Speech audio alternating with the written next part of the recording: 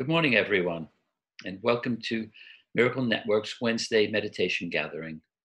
I'm so glad you're all here to share this time together. Meditation gathers in energy when we meditate together. This week we have Ian Patrick, the founder of Miracle Network, who will lead us in meditation, and then we'll have 20 minutes of silence. After that, we'll open it up for sharing, and we end at 10:45. Over to you, Ian. Thank you, Dan. Morning, everyone. It's really great to be doing this meditation. I thank Sharon for twisting my arm to doing it because I was very resistant. Still feeling resistant, actually. So we have a theme today for the meditation, which we could call Seek Not to Change the World, but seek to change your mind about the world, of course. In other words, it's looking at the question of whether the path of the Course in Miracles is on fixing the world or healing our minds.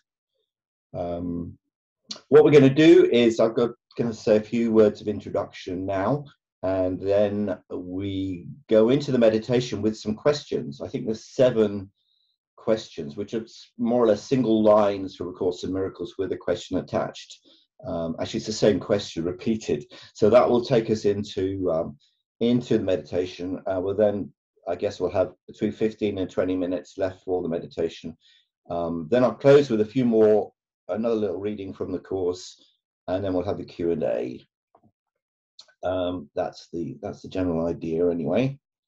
So I think, looking to most people, that in my experience, we come to a spiritual path, whether it's A Course in Miracles or something else, because of problems that we're facing in our lives. With me, it was general disenchantment, really a dissatisfaction, like, what am I doing here? What's this all about? That kind of thing. I was kind of lost in the world.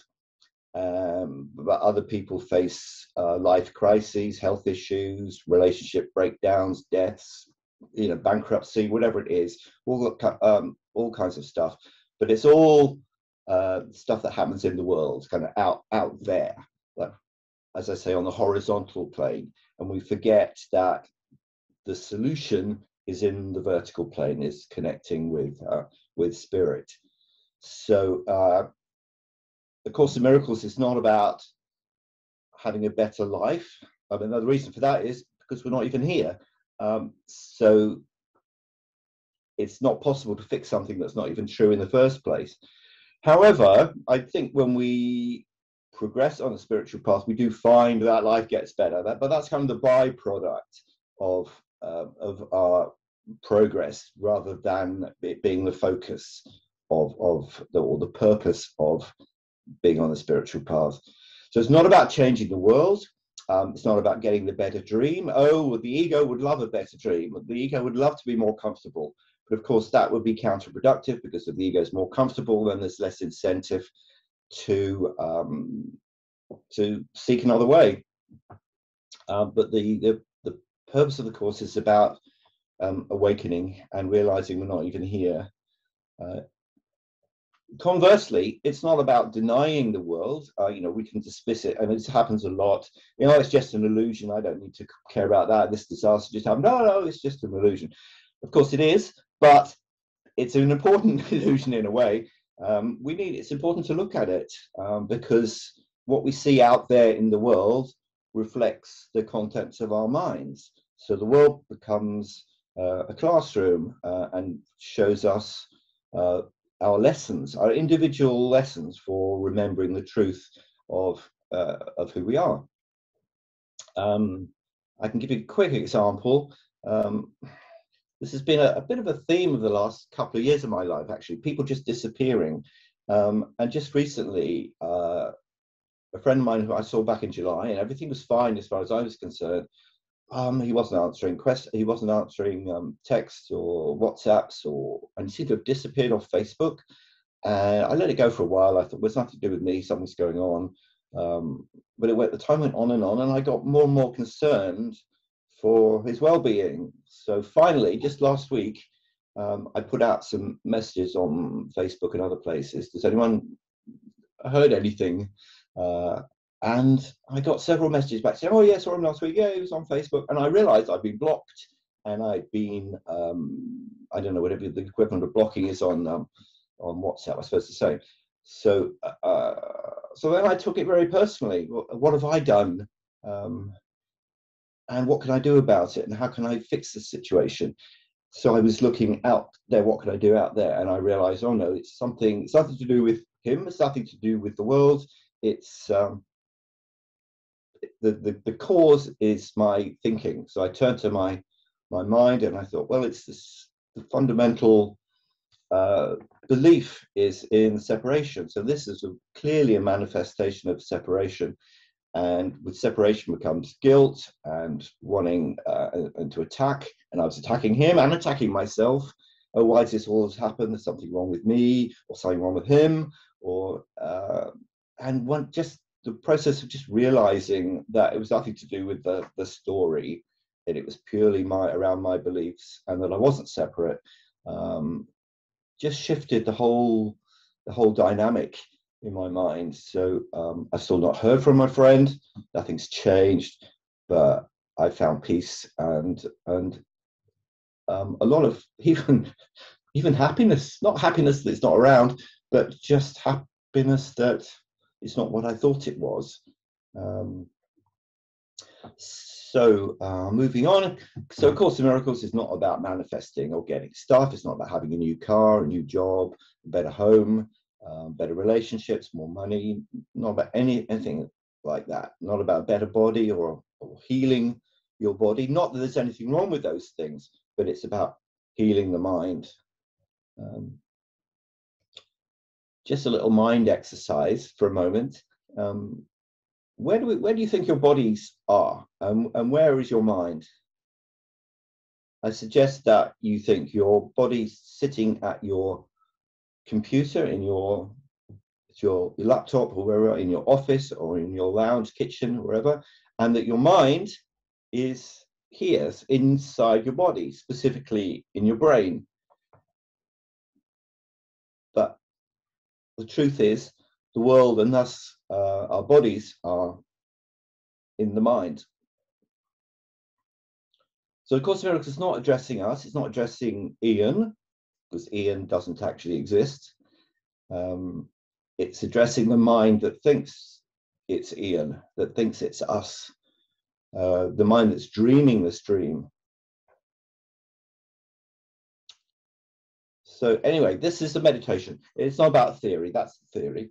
And it's not about having finding the right approach to A Course in Miracles, but it's just where you are with this, what these themes bring up for you, where your mind goes. So I'm going to ask you these questions now, and I just encourage you to be curious with what comes up. So we're going to close our eyes. You close your eyes now, and just relax into a centered place in your mind. I'm going to start the timer now. Okay. So, this world is only in the mind of its maker, along with his real salvation. Do not believe it is outside yourself, for only by recognizing where it is will you gain control over it. So what is it you really want? Where then does the change, healing need to take place? In the world or in your mind? I'll just give you a few seconds to contemplate that.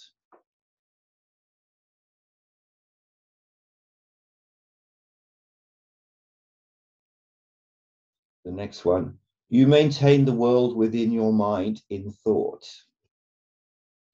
So what is it you really want? Where then does the change, the healing need to take place? In the world or in your mind?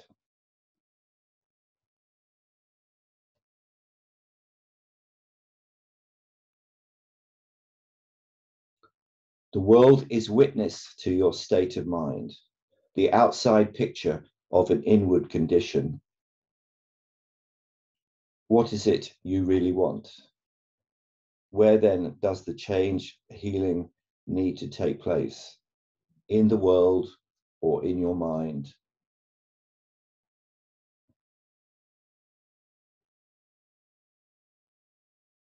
The world you see does nothing.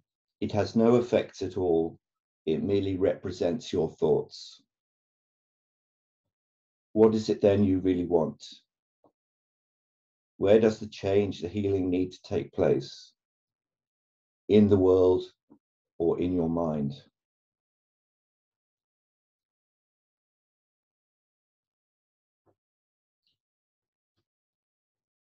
At no single instant does the body exist at all. What is it you really want? Where does the change, the healing need to take place? In the world or in your mind?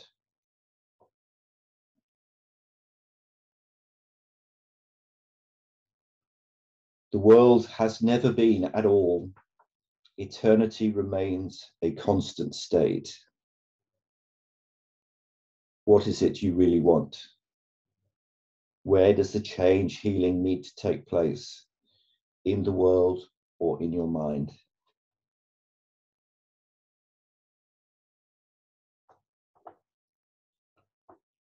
He, that's all of us, does not perceive the source of anxiety as being his own ego identification. And he always tries to handle it by making some sort of insane arrangement with the world. He always perceives the world as outside himself, for this is crucial to his adjustment. He does not realize that he makes this world, for there is no world outside of him.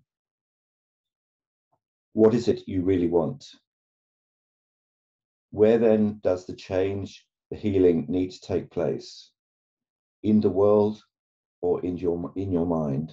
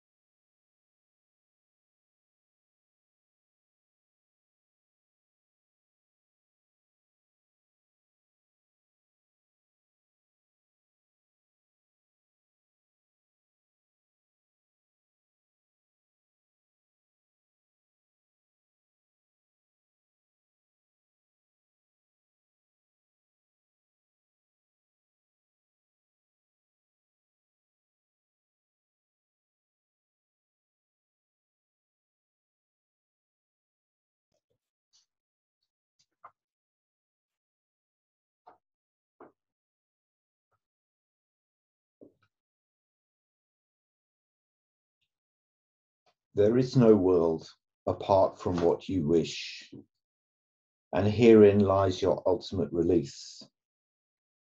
Change but your mind on what you want to see, and all the world must change accordingly. Ideas leave not their source. In other words, the idea of the world has not left the mind that thought it. This central theme is often stated in the text and must be borne in mind if you would understand the lesson for today, which is I loose the world from all I thought it was.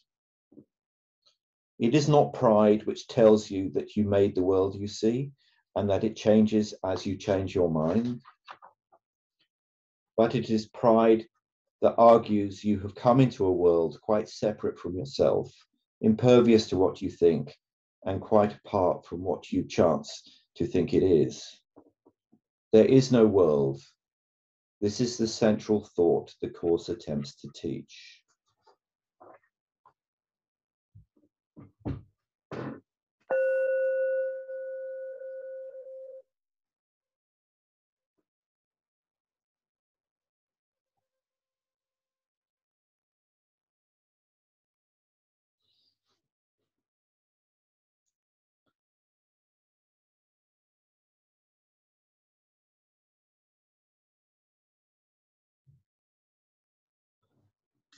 Dan, you're on mute. I was just about to speak again. Okay, open your eyes slowly and come back into the room. We have 15 minutes left for sharing your reflections and your questions. If you'd like to speak, raise your hand or use the reactions button at the bottom of the screen, and I'll invite you to take yourself off of mute. And if you'd like to ask Ian a question with confidentiality, put your message in the chat function at the bottom of the screen, and I'll read it out. Okay, Kirsty. Thanks, Dan. Thank you, Ian, for that. One of the places that I always get to with this question that we're asking, you know, the ideas do not leave their source. You know, everything that we've been meditating on and reflecting on. One of the things I always get to is, you know, sometimes Course in Miracles is misinterpreted by people to be about changing the world. You know, I've had guidance from Holy Spirit to go out there and change the world, and that very idea that there might be someone out there who is misinterpreting the Course is an idea in my mind. It is part of my mind. That's something that I always forget, that anyone who doesn't see the Course like I do is still very much part of my mind. And that's where I was really taken to today in my meditation. It's a kind of a bee in my bonnet, and I was really taken to that place in my meditation today. Anybody who thinks that Course in Miracles is a tool for manifestation is part of your mind.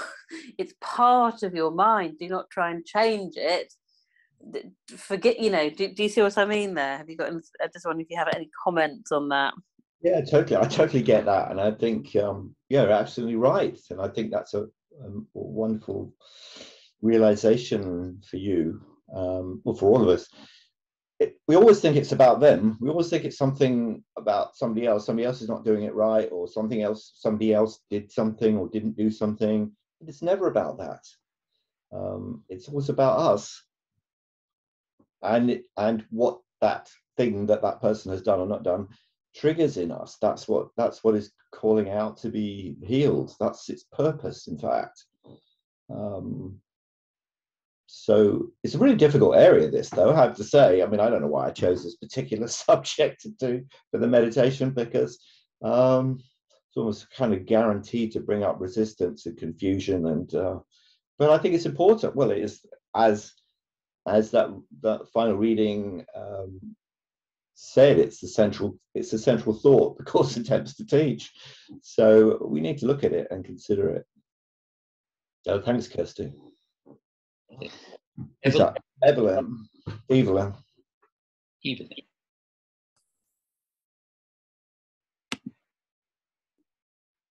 Thank you, Dan. Ian, gosh, that was powerful, powerful. I just found it so moving. I was practically crying, you know, throughout it. It just brought up so much. And first of all, I want to say, Ian, to you, thank you so much for starting the Miracle Network. I mean, without you, we wouldn't be here. So a huge thank you with all my heart, you know, for this priceless gift that you are, and bringing this enormous gift for us to remember who we are. At least that's what it does to me and for me.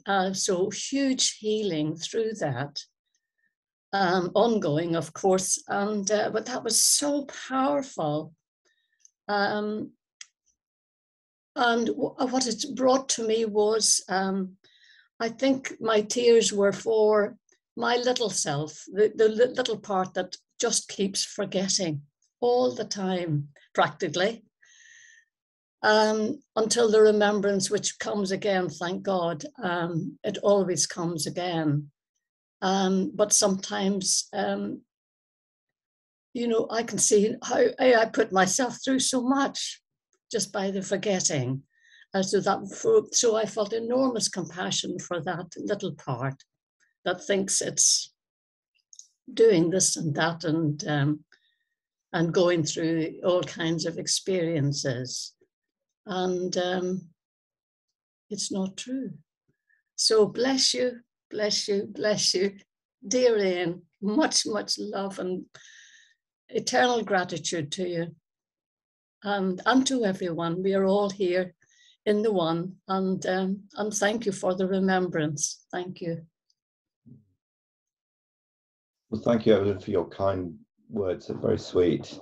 And I really get where you're coming from, why that's moved you so much. And we all forget. And the default reaction to anything that happens in the world is to see the problem out there and to attack ourselves, to attack others. Like my little example I gave you of my friend, that was really upsetting. You know, it was really hurt last whenever it happened, Friday, I think, and it took me 24 hours, more than 24 hours, of trying to figure out what to do and beating myself up, and I was doing all kinds of things, but beating myself up the whole time for being such a terrible friend, terrible person, before I realized, hey, it's not about that. Before I turned it around and saw the underlying beliefs that I was running. So we all do the same thing. It does take, Marianne Williamson talks about the 3 days between the crucifixion and the resurrection. And that is certainly my experience, that it tends to take some time of thrashing around before we realize that, you know, before we realize what's going on. It's also, I think it's really good to remember those 3 days, actually. Yes. So thank you. Yes, thank you. Thank you. That reminded me, actually, as you were telling us about your friend that you hadn't heard from, reminded me that I have a friend that I haven't heard from. I sent what I thought was a kind text several weeks ago, and she has not responded. So that's very helpful, because I realized I was hanging on to that, you know, you're going through that scenario. What have I done? What has she done? You know, what's happening? And I just need to, you know, so that was so helpful, just to remind me, just let it go. It's about separation, isn't it? And that's bound to bring up feelings of separation. Yes, exactly. So bless you. Thank you so much, Ian. Thank you. It was wonderful, very healing, and thank you. James, would you like to share, Jim? Yes, thanks, Dan, and also thanks to Ian for that wonderful introduction, and also the meditation. It's been really great, and it fits in really well with what's going on in me at the moment, because over the past few weeks I've been struggling, and I've also been carrying this idea that basically everything that happens was created by me before I was born. I'm told this. You planned all this back in 70 odd years ago, before I was born. I planned that in November 2021 a series of crises would happen, and I always struggle with that idea, because why would I do that? But in fact, I realised this morning that no, it wasn't actually 70 odd years ago. It's now, basically. Before I was born is always now, and I can either make a problem of what's happening, or not. I can either respond from spirit to what's happening, or I can get the ego involved and try and sort it all out, which is quite impossible, really. I mean, it's totally impossible. And yet I feel as though over the past couple of weeks I've been attempting the impossible. And it's just remembering that now is before I was born, and now I can get back, I can be in that place before I was born, where the Holy Spirit exists and the ego doesn't, and it can, and the world can be as it is. It doesn't need to be a problem. That nothing needs to be a problem. Absolutely nothing has changed in the world, nothing whatsoever, compared to the past few weeks. However, it's no longer a problem. So thank you, Ian. And also, I'm a bit clearer now about this phrase, ideas leave not their source. I've always struggled a bit with that, but it's now clearer from what you were saying, what it actually means. And so it's been very helpful this morning indeed, Ian. Thank you. Well, that's great, James. Jim. I'm pleased. I like what you said. You said it very, very clearly, and that's fantastic that you got that. It's not about the 70 years ago is now, or now is 70 years ago, whichever way around it is. It's now. It's all now. There is no past. There is no future. There's only the present, and everything that appears to happen to you is happening right now. Okay, I have a message in chat. Thank you for an amazing lesson, Ian. So powerful and clear. I feel like I got it for the first time. A real gift. Thank you so much. Wow. Hi, it's Kirsty. Can I just say to Jim that was absolutely brilliantly expressed, Jim. It really, really was. That's kind of put where you said before I was born is now, 70 years ago is now. I've never heard it said like that before. And even though that's what the Course is talking about throughout its entire book, really, I've never had that thought crystallize in my own mind like that. But it really, really does help that you've just said that. Why did I do, I get stuck on that. Why on earth did I create this script for myself before I was born? Oh, I wish I could go back in time. But actually, that's perfect. Thank you so much for that. It's brilliantly expressed, as Ian said. And thank you again, Ian. I'm out. Yeah, I echo what Kirsty said, James. I think you should be a Course in Miracles teacher, actually, James. Well, you are. Come to think of it, we all are. We all are, totally. Would like to share.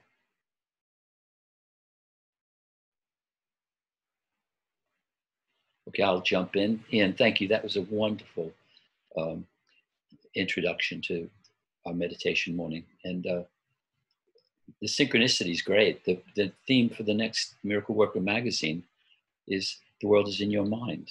And I've found it so amazing to go into the Course and look at that specifically and all the quotes. It's all over the place. It's a huge theme in in Miracle Worker, Miracle Network, Course in Miracles. And I also found out that it's very closely linked to forgiveness. I heal my mind when I forgive, when I let go of my judgments and grievances, and then my mind heals, and it brings me a slow, gentle awakening. Any comments? No, sounds good to me. And as I said, when we heal our mind, when you forgive, things do appear to change in the outside world, and it's so tempting to think it's about that we do that in order to get the outside world to change, as I said at the beginning. But that stuff really is the byproduct of our change of mind, which is the purpose of the course, remembering the truth, who we are, what we are. Yeah. Not about that stuff. Yeah. It's the classroom. That's a great example. Ken Wapnick's concept of the world being a classroom. And those of us who've been in Kieran Jay's recent class have been contemplating that idea. Okay, we've come to the end of the meditation. Take yourself off of mute. Express your appreciation to Ian for this wonderful talk. Thank you. Thank you. Wonderful morning. Thank you. Really helpful. Thank you so much. Bye.